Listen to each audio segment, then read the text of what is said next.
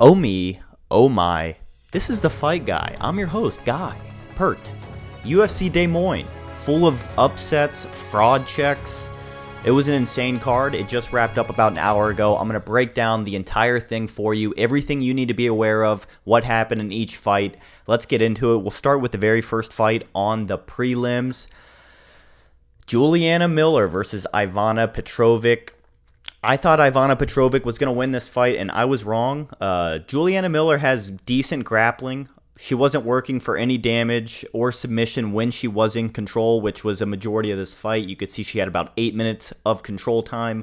Ivana Petrovic, she can strike, but holy smokes, her grappling defense is nowhere where it should be. I don't know how she's 3-0 with submissions. I don't know how she hasn't been submitted yet with 10 pro fights, because God awful. Her wrestling looked like Bo Nickal today. It was insane. Juliana Miller, it cut both these women from the UFC. Juliana Miller gets a unanimous decision win just because she had a better position and didn't really do anything with it. You could see all the strikes were pretty much even. Ivana did land more strikes. Juliana Miller just pretty much Torres finied Ivana, but made it look like she was doing damage. We move on to the next fight. This was preposterous. I should stop making videos because I picked Don'Tale Mayes. I don't know why. I changed my pick a couple times. I put a little bit of faith in Don'Tale Mayes. Surely, he's not going to get dominated in the grappling game again. He would have some urgency on the feet. You could see here, one judge gave this fight 30-27 for Thomas Petersen. 30-25 for Thomas Petersen. Insane. Thomas Petersen, he was very smart with his grappling. He had great fight IQ, successfully forced his grappling attack on Don'Tale Mayes for the entire fight. You could see he had 13 minutes of control time in a 15-minute fight. That's insane. Immediately got after the grappling attacks, had Don'Tale Mayes in an arm triangle a couple of times, threatened the submission. When it wasn't there, he went back to mount, went back to the better position and dealt damage. Thomas Petersen won this fight. It was boring to watch, but that's unranked heavyweight UFC fights in 2025. That's where we are. Next fight, Gaston Bolaños versus Quang Le. This was the first fight I got right on the card. I went 6-6 for my picks. It was one of the trickier cards of the entire year for me to pick. But yeah, Quang Le dominated Gaston. I saw grappling deficiency in Bolaños in his last couple of fights. Quang Le, he was better everywhere. He had more success on his feet. He was great with the grappling. You could see here he choked Gaston out in the second round with the rear naked choke. Gaston cannot grapple at the caliber needed to be in the UFC bantamweight division. Quang Le knows how to mix it up. He would threaten the takedown, land a couple shots, and then do another takedown and land that one. He knew how to mix it up perfectly, landed harder shots on the feet. The ref let Gaston fall asleep a little bit longer than he should have. Didn't stop the fight when he should have, but it wasn't that late of a stoppage. Great win for Quang Le. Gaston Bolaños cut him from the UFC. He doesn't belong there. Not in the bantamweight division. He can't grapple. Next fight, women's strawweight fight, Marina Rodriguez versus Jillian Robertson. Jillian Robertson got sweet ground and pound in the second round. Mariana Rodriguez ended up retiring this fight. Jillian's ground game continuing to evolve with her skills. She used her grappling and jiu-jitsu threats to get the ground and pound in the second. I thought Rodriguez would be better at staying on her feet like she did against Mackenzie Dern, who's also an infamous grappler. Big loss for her. She retired. Great fighter. Unfortunately, I believe she's lost all of her last 5 now. It's at least 1 in her last 6 for sure. Great win for Jillian Robertson. I forgot who she called out next, but give her somebody in the top 5. Oh, no, she wants Amanda Lemos, which is an amazing fight. Give her Amanda Lemos. Let her retire Amanda Lemos, and we'll see what's next for Jillian. Next fight, Ryan Loder versus Azamat Bekoev. This was a fun fight while it lasted. It ended it in the first round. Azamat Bekoev, he chose to not wrestle with the All-American, and he started to tee off on Ryan Loder against the fence, really landing some hard shots, earning the first round knockout. That's 2 in a row for Azamat to start his UFC career, and 10 total first round finishes in his 23 total professional fights. Loder was tough. He hung in there as long as he could, but he landed a hard elbow in the clinch. Other than that, he just ate, 20 clean shots from Azamat in the clinch against the cage. It was a rough one for him. He's still a good fighter. Needs a little bit more time, more experience to develop. But Azamat, he could be on a tear right now in the middleweight division. Give him Bo Nickal. Next fight, women's bantamweight fight. Last one on the prelims. Yana Santos versus Miesha Tate. Miesha Tate, man, she put it on Yana Santos in the beginning of that fight. I mean, she slowed down halfway through the first round, and then she just deteriorated from there. But for the first minute, I thought Miesha Tate was going to knock Yana Santos' head off. After she disbanded all of her energy pretty much after the first minute, she just slowed down so much where she was just charging in there, eating straight shots from Santos. Santos was getting, some good kicks in. Tate could not take her down, I believe, until like the last round. The last round, Miesha Tate had Yana Santos' back in the corner of the cage for 1 minute and 30 seconds and could not get her out of there. She was trying to do ground and pound on her back with the body triangle locked in, and it's like, if you're not going to go for the rear naked choke, go back over to mount and deal damage. It was a little bit of a hiccup there at the end of the third, but Miesha Tate figuring out her game plan just a little bit too late. Late for Tate. Great win for Yana Santos. It's now her most impressive win in the UFC. So 16-8, Yana Santos, mind you. Moving on to the main card, Jeremy Stephens versus Mason Jones. This was my favorite fight on the card up to this point. I thought this was going to be fight of the night after the first 2 rounds. I think it was 19-19 going in the third round. I think Mason Jones won the first, might have lost the second. Yeah. Mason Jones secured a takedown at the end of the first with like 49 seconds left. It was pretty even up to that point, so he took the first round.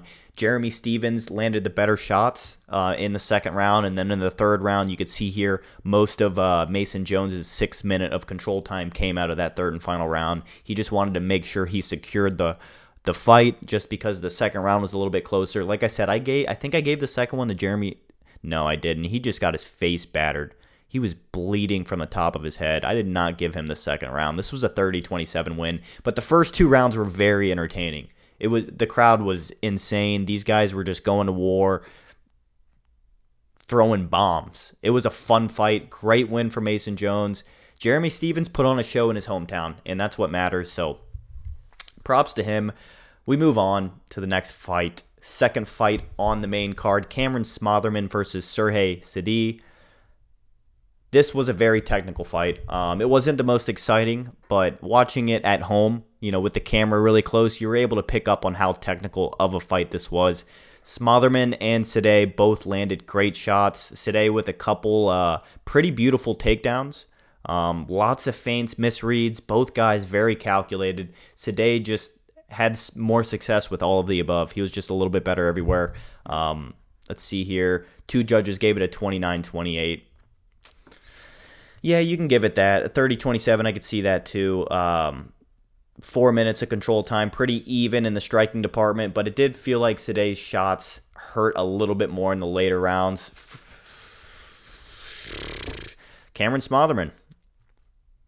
I don't know, man. 12-5. Yeah, it was an all right fight. We move on. Montel Jackson versus Daniel Marcos.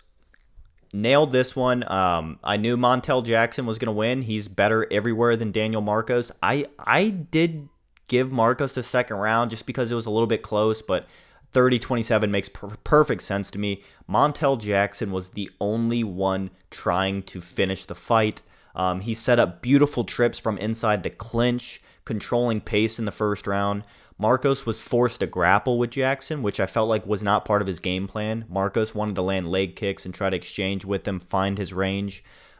He was kind of forced to grapple in round 1, and then he had some success with it in round 2, so that's why I gave him the second round. But Montel was fighting for a finish that entire fight, especially at the end of the third. Marcos was just fighting to protect his 0, and that catches up with all the undefeated guys at some point, unless you're Khabib. Great win for Montel Jackson. Defending his spot in the rankings. I really like this guy. I'm excited to see who they give him next. Speaking of next fight, Santiago Ponzinibbio versus Daniel Rodriguez. I had Santiago to win this fight, which I believe he was up 2 rounds. Yeah, no, it might have been not. Yeah, I don't know. I think Santiago was going to win that via decision before Daniel Rodriguez had a beautiful combo, hit him with the left. hand. Yeah, I believe. Santiago was landing a right. Daniel was landing a left. Daniel Rodriguez fights out of southpaw, so that was a little bit of frustration for Santiago. He did have some success with his kicks early on. Rodriguez landed multiple hooks, which he did rock Santiago at the end of the first. I think that's why I might have given him the first round. I don't know. Pons landed the right, D-Rod left, tied up going into the third round on my scorecard. I thought Santiago was winning the third round. I thought he was going to win the decision, and then D-Rod shuts out Santiago's lights with a beautiful combo in the third round. Great win for Rodriguez. I thought, his UFC career would probably come to an end. I thought we would possibly see a retirement. But no, he won, and then he announced that he's going to be a rapper. So, love that for him. Reinier de Ridder, Bo Nickal, co-main event. As you can see, guys, I got my Bo Nickal disappointment sweater on. Reinier de Ridder just did everything right. Bo Nickal did everything wrong. Bo Nickal had nothing for RDR. He couldn't use his wrestling because Reinier de Ridder's jiu-jitsu would neutralize it. Bo did have Reinier de Ridder's back in the first round, but he tried to sweep over and lock in a guillotine, gave up position, and then just fought off of his back for the last minute or so in the first round.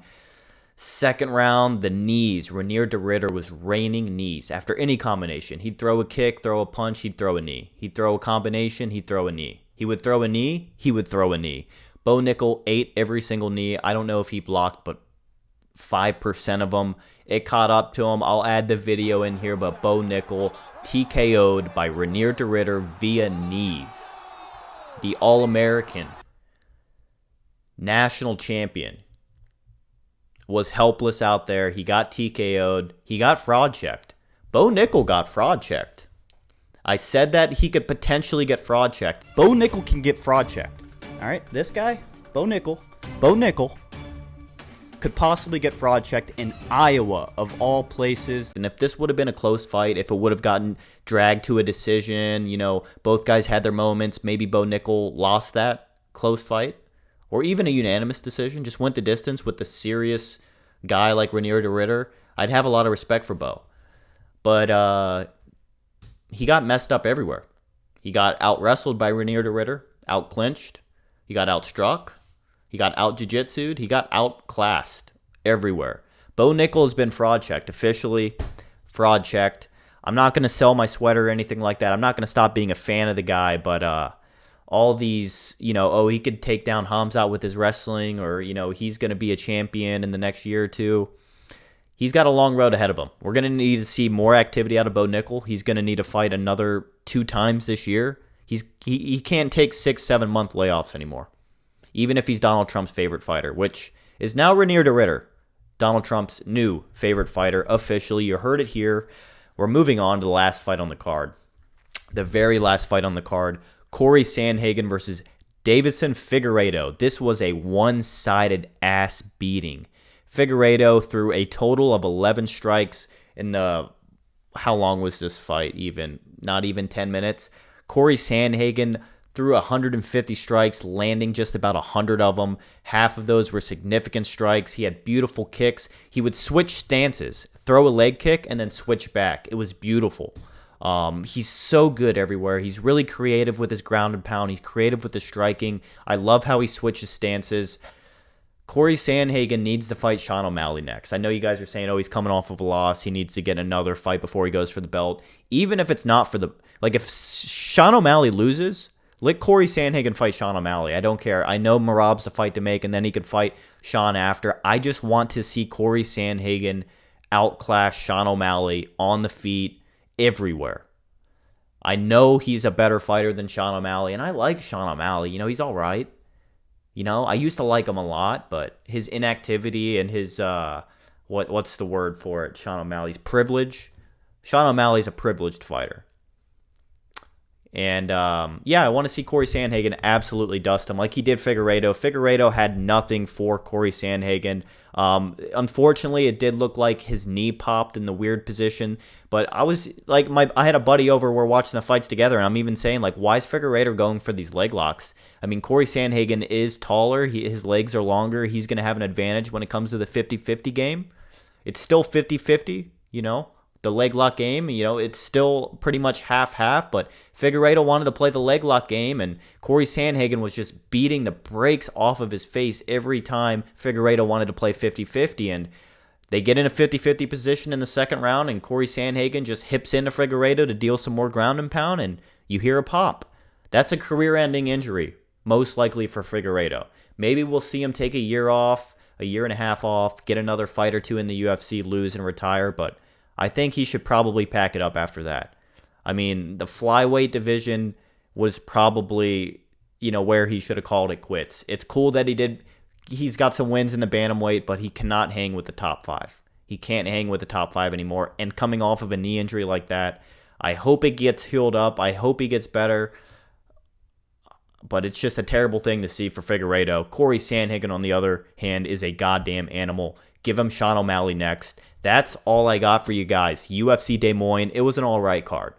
I did all right with it went 6-6 on my picks. It was a terrible day on picks, but Bo Nickal got fraud checked. There were upsets all over the card, but Corey Sandhagen delivered at the end, making it all worth it. This is the Fight Guy. I will see you for UFC 315 predictions in just a couple days. Thank you for watching. Bye-bye.